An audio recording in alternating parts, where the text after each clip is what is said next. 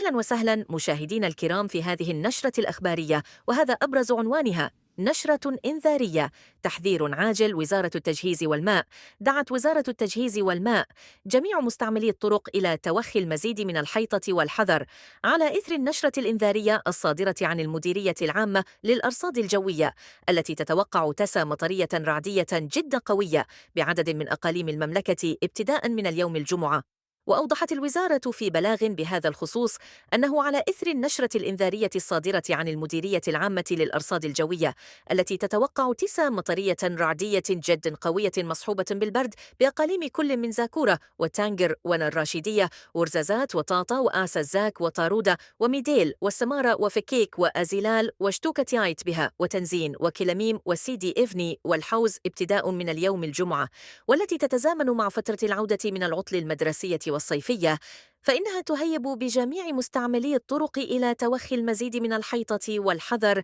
نظراً لضعف الرؤية أو انعدامها في مثل هذه الأحوال الجوية.